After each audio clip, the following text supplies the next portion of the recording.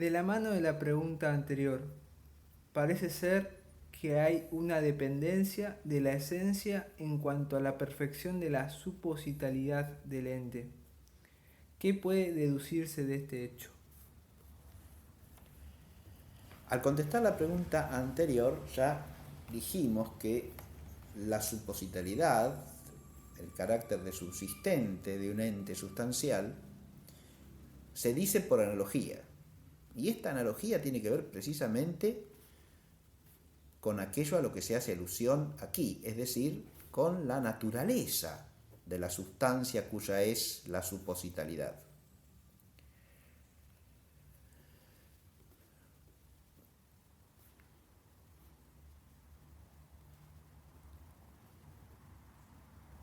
¿Qué quiere decir esto? ¿A qué nos referimos con esta analogía? Nos referimos a que, siendo la subsistencia cierta perfección terminativa de la sustancia, habrá que entenderla según se da en la realidad. Y se da en la realidad según la sustancia de la cual es subsistencia.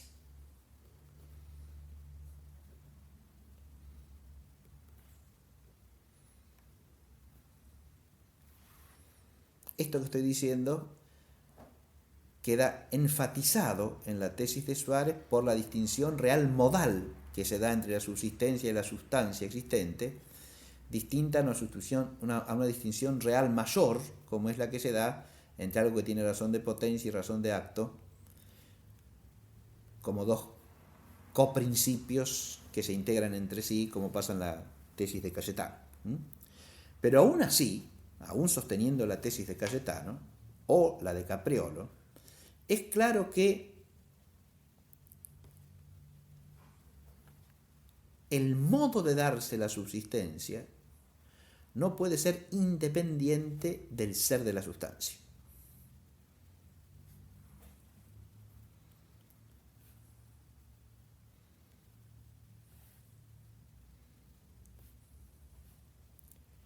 ¿Y con qué aspectos del ser de la sustancia, según su esencia, tiene que ver esta cuestión de la subsistencia? Yo ya mencioné también en la respuesta a la pregunta anterior una temática clásica en la escolástica del siglo XVI y XVII, que es la de la divisibilidad o indivisibilidad de la subsistencia.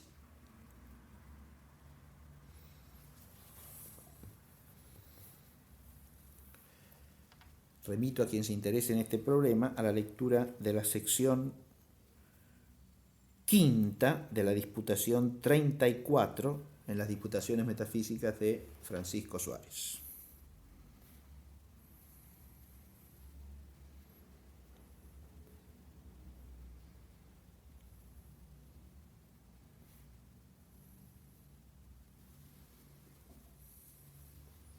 Que se titula Si toda subsistencia creada es indivisible y totalmente incomunicable.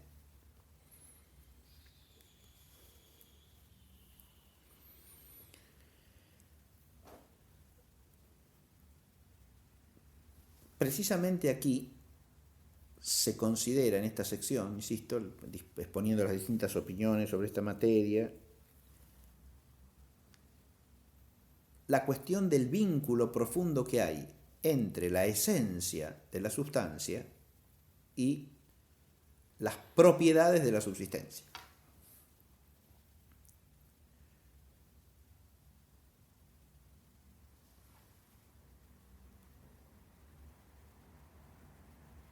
¿Y por qué varían las propiedades de la subsistencia según la sustancia? Porque la sustancia es sustancia de tal naturaleza, y siendo de tal naturaleza, subsistirá al modo que le corresponde a esa naturaleza. Hasta tal punto esto es así, que el nombre propio de persona no se lo damos sino al subsistente de naturaleza espiritual, porque tiene propiedades, incluso ontológicas, metafísicas, que no tiene el ser de otra naturaleza. la perfecta indivisibilidad que tiene la hipóstasis de naturaleza espiritual se debe precisamente a ¿qué? A la naturaleza espiritual de la sustancia. Mientras que en los seres que son corpóreos o materiales, la cosa es claramente distinta.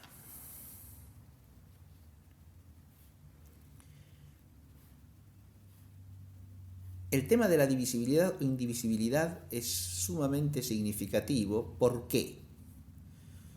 Porque está planteando una problemática que depende de la unidad de la sustancia.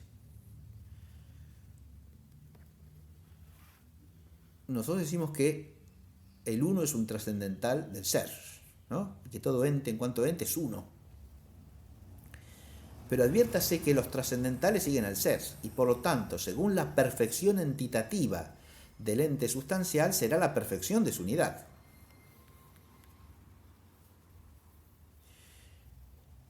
Ningún ente sustancial es uno con la unicidad absoluta del ser divino.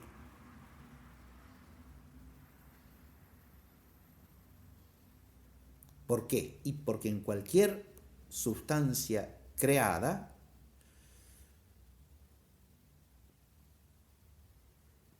puede darse otra sustancia que participe de la misma naturaleza específica o genérica, siendo otra. Puede haber cierta unicidad, pero es una unicidad relativa y nunca absoluta.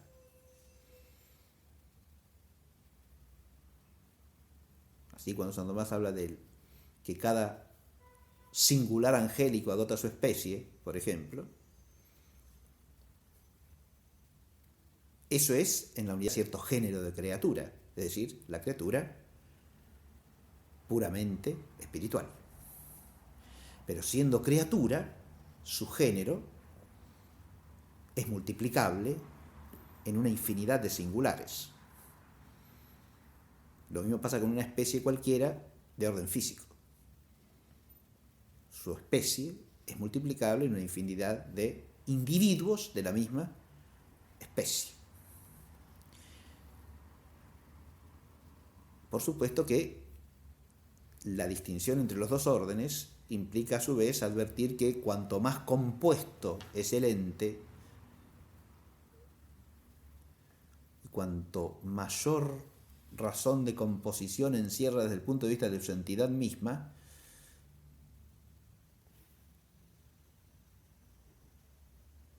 mayor imperfección encierra desde el punto de vista de la unidad sustancial.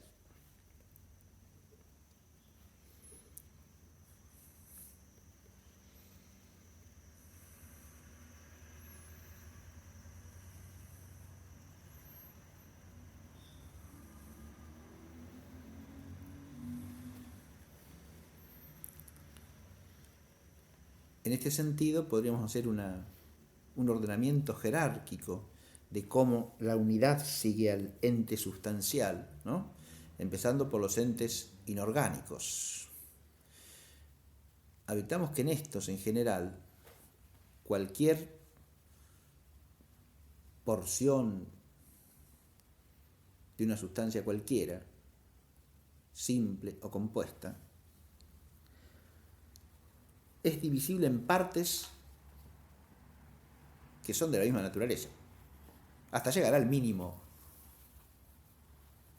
de la sustancia, ¿no? Sea átomo, sea molécula.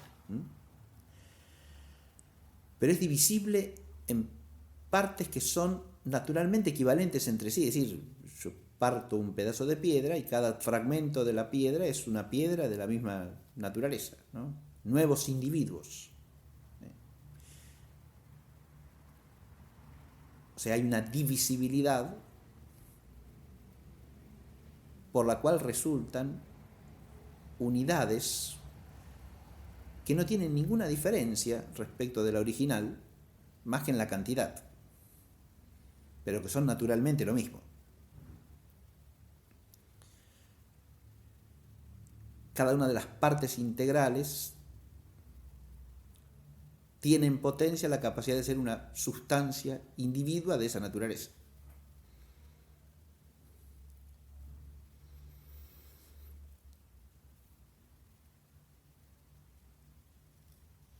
No pasa lo mismo ya cuando pasamos a los seres vivientes.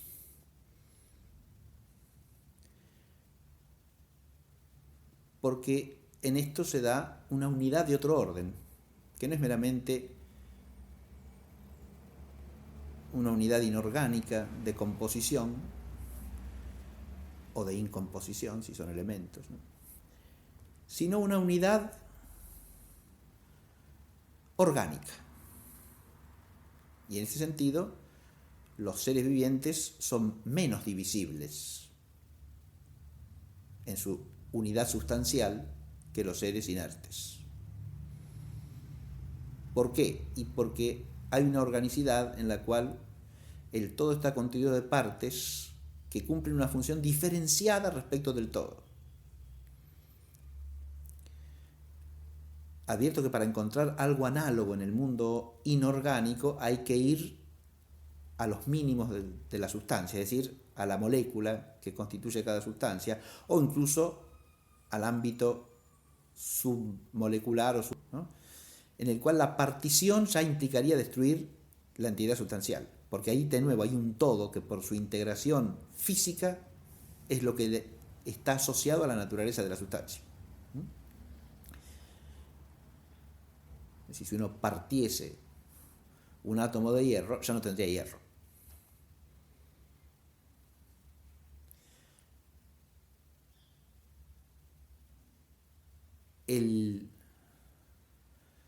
Ahí ya entramos en cómo la materialidad de orden inorgánico tiene una estructura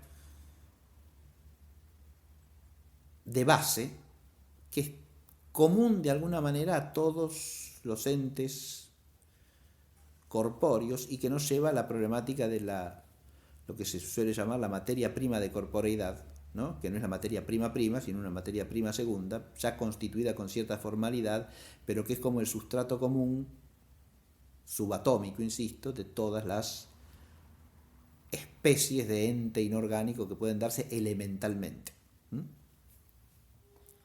Pero ahí, cuando nos topamos con esta estructura básica de la materia, la divisibilidad llega a su límite, digamos así. Hay mínimos no divisibles, diríamos así, o cuya divisibilidad implica ya suprimir la naturaleza de la sustancia o del elemento.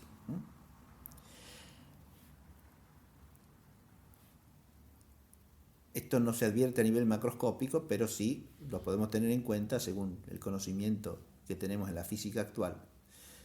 De todas maneras, habría que ver si eso que es inferior tiene razón de sustancia bajo algún respecto o no y cómo. O más bien de parte integrante de la sustancia, ¿no? En los seres vivientes hay una unidad superior, insisto, que es la unidad orgánica.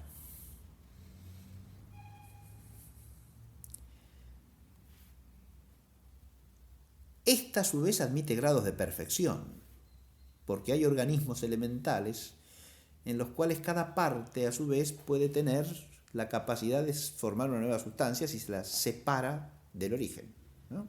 Hay ciertos tipos de organismos en los cuales las partes extensas, separables, tienen todos los constitutivos suficientes como para, una vez separados, constituir una nueva sustancia, como en las plantas que se pueden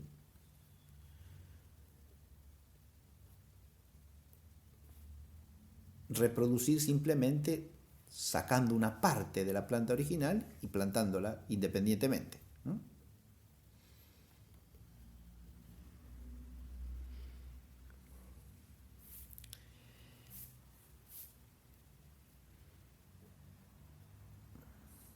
Parece que en algunos animales también se puede dar esto, ¿no? Que si uno toma una parte extensa del organismo animal, esa parte por sí sola y separada vuelve a configurar un nuevo organismo completo. Pero esto solamente es porque las partes integrantes del todo extenso tienen, cada una de ellas o algunas de ellas, la capacidad de subsistir, diríamos, sí, claro, pueden ser nuevas sustancias subsistentes. Esto es lo que tiene que ver con lo que se llama la divisibilidad de la subsistencia de los entes físicos. Esa divisibilidad de la subsistencia se da claramente en los entes inertes, pero puede darse también en algunos vivientes. Basta que haya partes integrantes extensas del todo que contengan en sí la organicidad suficiente como para constituir separadas una nueva sustancia subsistente.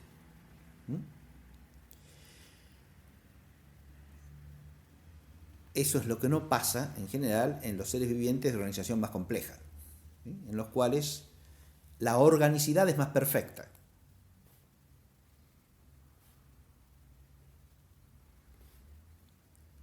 Con esto quiere decir, con esto que la organicidad más perfecta, por más compleja, de lo que estoy hablando es de la diferenciación orgánica de las partes y de su conecesidad, de la necesidad recíproca que tienen entre sí para constituir el todo.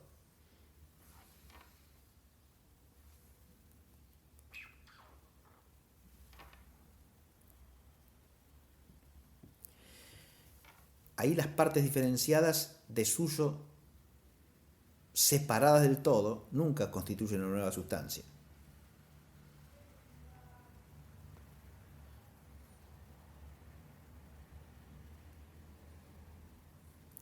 Y solamente podrían seguir subsistiendo como partes si se las insertara o injertara en un nuevo organismo de la misma naturaleza, ¿no? O en un nuevo organismo en la que pudiesen cumplir la razón de parte funcional orgánica. Con esto estoy hablando, por ejemplo, de los trasplantes, ¿no? Toma una parte de un organismo y la pasa a otro. Esa parte funcional, en la medida en que sea asumible por el otro organismo, puede funcionar dentro del otro organismo como parte también, ¿no?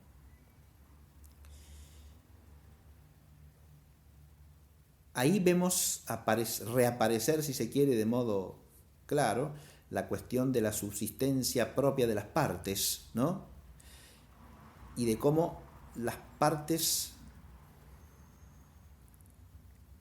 materiales de un todo pueden tener una subsistencia parcial en el todo, que en la medida en que la parte conserve sus propiedades naturales, pasa a ser la subsistencia de cierto todo o de la parte de un nuevo todo, que se integra por la subsistencia de todas sus partes.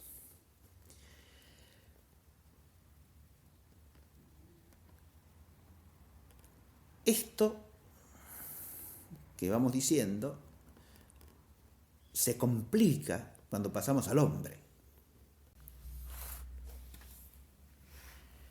Hasta aquí nos hemos referido a sustancias que son corpóreas.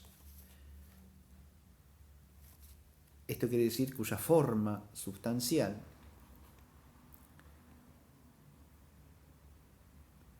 se educe de la potencialidad de la materia y se resuelve en ella.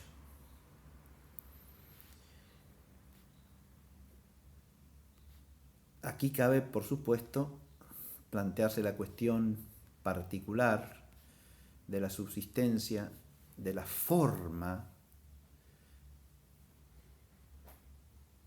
de los cuerpos, de la forma sustancial de los cuerpos, que en el orden natural sabemos que no subsiste. Es decir, en el cambio sustancial de los entes corpóreos, lo que se produce siempre es la extinción de una forma y la elusión de una forma sustancial nueva o distinta.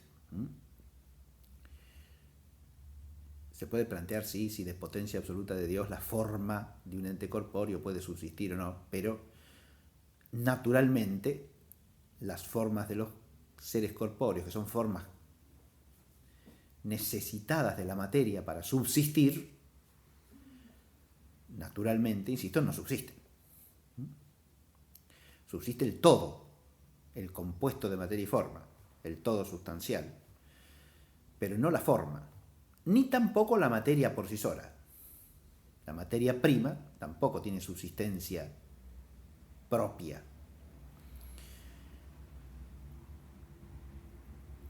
Otra cosa ya es la materia prima de corporeidad, que ya está constituida formalmente.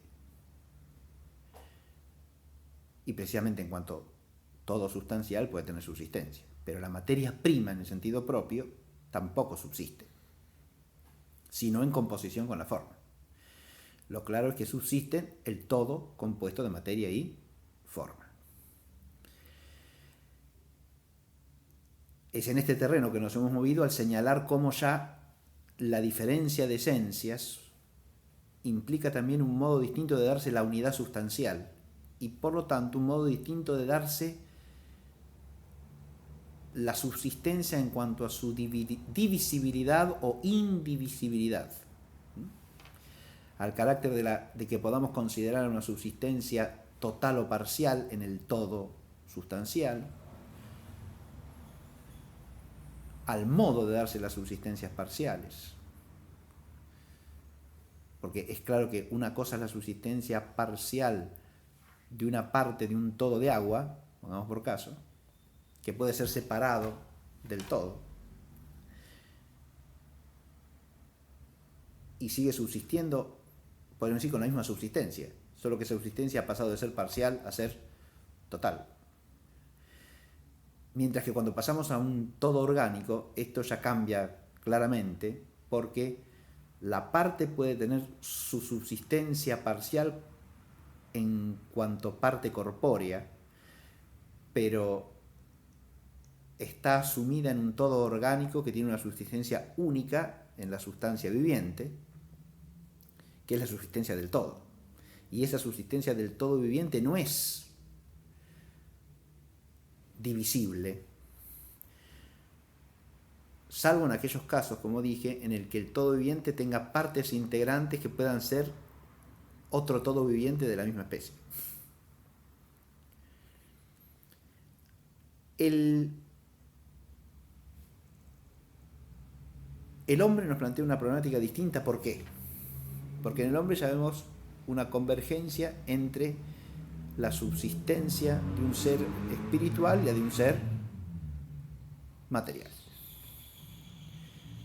El hombre es compuesto de espiritualidad y materialidad y por lo tanto se da un modo de composición totalmente sui generis en la sustancia humana.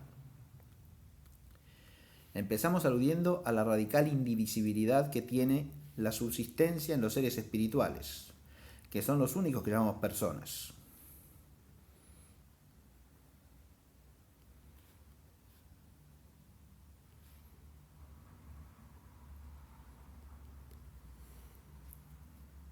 Ahora bien, en el hombre se dan las dos cosas de algún modo, ¿no?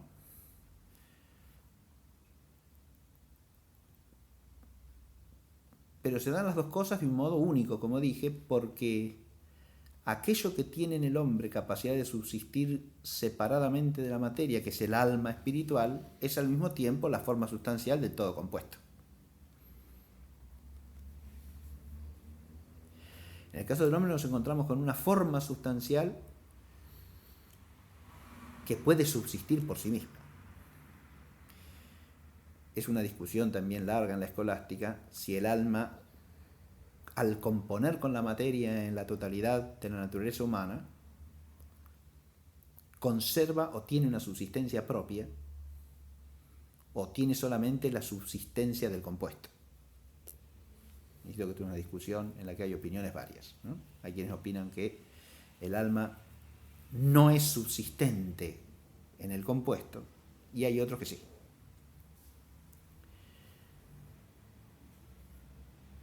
Esta segunda opinión parece atentar contra la idea de que el subsistir repugna a la noción de parte. Esa objeción se contesta de distintas maneras, pero es una objeción que se puede plantear claramente contra esa opinión.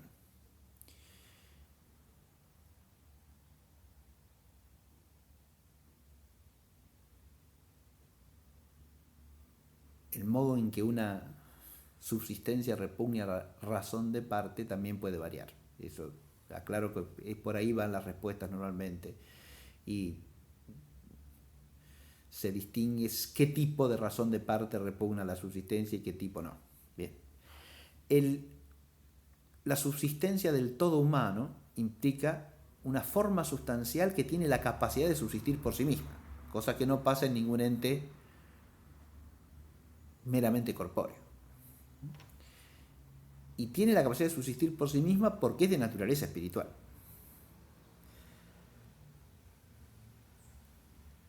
Adviértase que, a su vez, en el hombre se da, en la subsistencia del todo, no sólo la subsistencia del alma espiritual, sino también de la corporeidad humana, de la materialidad que, informada por el alma espiritual, se hace cuerpo humano. Y el hombre, en cuanto a naturaleza corpórea, o en cuanto que es cuerpo, también de alguna manera tiene el tipo de subsistencia propio de los cuerpos, con cierta divisibilidad propia de los cuerpos, aunque es un cuerpo orgánico, y por lo tanto no la divisibilidad de los cuerpos inertes, sino más bien la de los cuerpos orgánicos.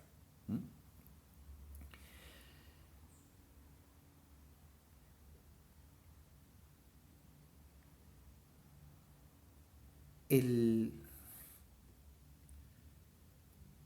carácter indivisible, radicalmente indivisible, de la subsistencia de una sustancia puramente espiritual no se da sin más en el hombre, porque el hombre no es una sustancia puramente espiritual. En el hombre hay cierta divisibilidad de la naturaleza, cierta divisibilidad de la sustancia, porque es una sustancia en la que entra la composición física de forma sustancial y materia.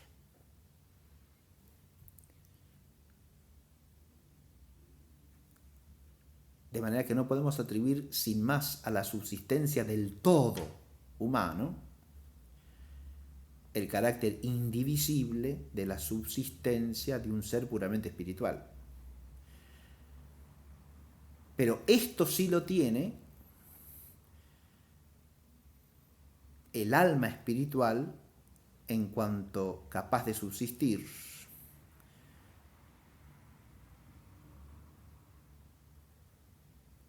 Y hay que ver cómo incide esto en el todo, en cuanto que el alma espiritual es la forma sustancial del todo. Esto nos plantea problemas interesantísimos que sería largo de desarrollar acá, pero que son más bien problemas metafísico-antropológicos. Una cuestión que se cruza con esta que estoy desarrollando es la cuestión de si el alma separada, eso no es persona, ¿no? A lo cual suele contestarse que no, bajo la razón de que la persona implica el todo de la naturaleza, ¿no?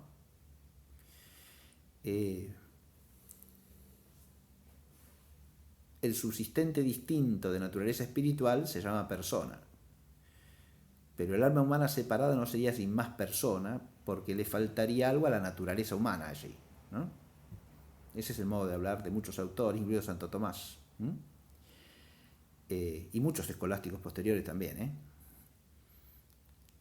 Es una sustancia incompleta, subsistente, pero esa incompletud es la que impediría que hablásemos ahí de una persona o hipóstasis.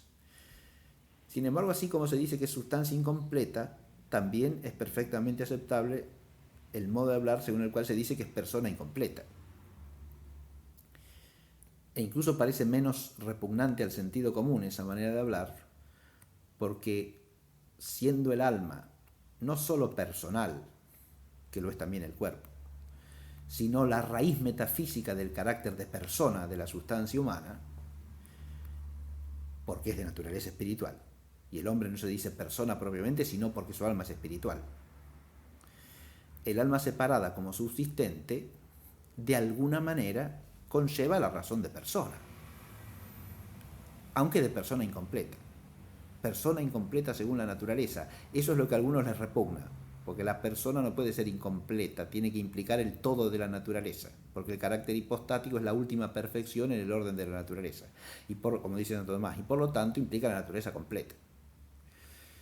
Pero insisto en que esa manera de hablar tiene su punto de flojedad, me parece a mí, porque bastaría para corregir la ilusión incorrecta decir que es una persona incompleta y no decir que es directamente algo que no es persona, ¿no? Son maneras de hablar nada más, insisto, que pueden ser legítimas tanto la una como la otra, siempre y cuando se esclarezcan debidamente y se entienda qué es lo que se está diciendo al decir eso. Pero este es otro problema, no estaba aludido en la cuestión, en la pregunta que estamos contestando, solamente estoy señalando que esa pregunta abre una problemática amplísima, muy compleja, en la cual existen muchas cuestiones distintas. Pero lo que sí es claro es que la naturaleza de la sustancia, cuya es la supositalidad, está íntimamente vinculada al modo de darse la supositalidad y a las propiedades que ésta posea. Porque hay propiedades que la subsistencia tiene como subsistencia. Pero aún estas propiedades que la subsistencia tiene como subsistencia, las tiene al modo de la sustancia de la cual es subsistencia.